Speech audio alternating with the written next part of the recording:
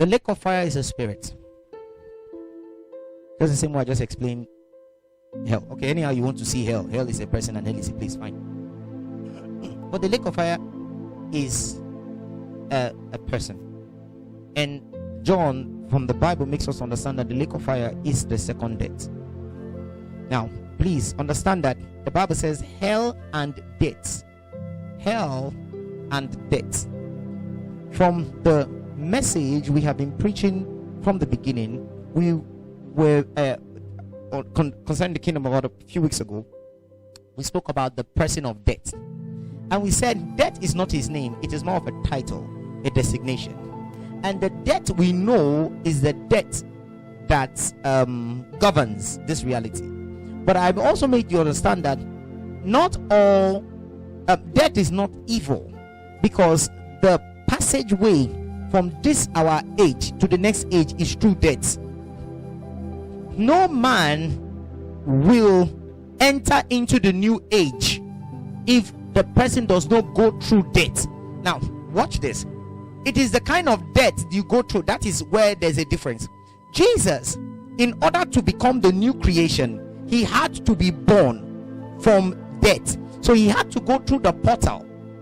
Death is the portal to a new thing. So when Paul said I die daily, he's trying to tell you daily I am born, daily I am changed, daily I am new, daily I move from one realm of reality to another realm of reality.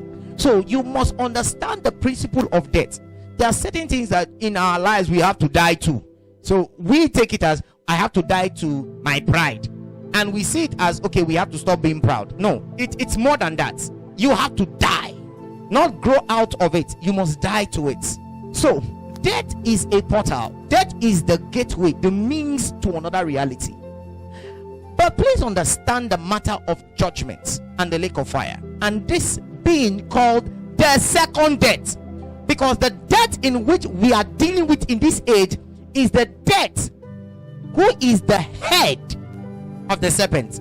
That is the death, because through the power of death, the serpent. Now remember, the serpent was not a being of dominion. The serpent was not a being of throne. He was a principality. Yet he has authority, like we did on Sunday, over the beast, who is not a principality, because the beasts have names. The beast function in the capacity of dominions, but the beast, though he was of dominion, he is not the one who took over now remember, in Genesis chapter 1, God told Adam, he said, have dominion, meaning the realm of Adam's first introduction was that of dominion.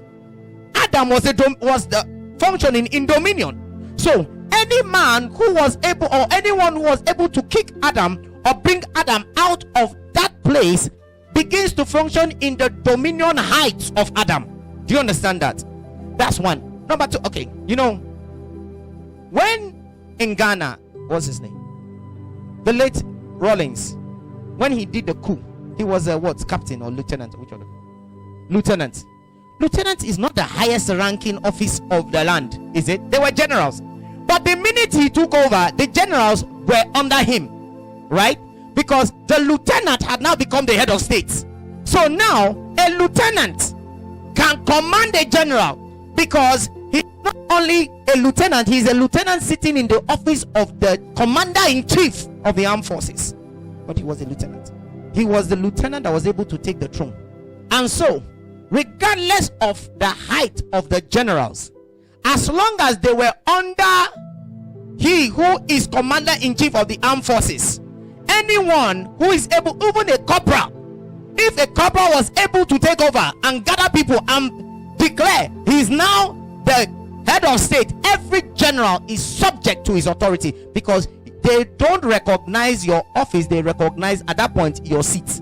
So a principality was able to bring down a dominion and began to function in the dominion that was supposed to have authority on this earth. So everyone who needs to have influence on this earth needed to submit under he who brought man to fall. But he who brought man to fall had a head.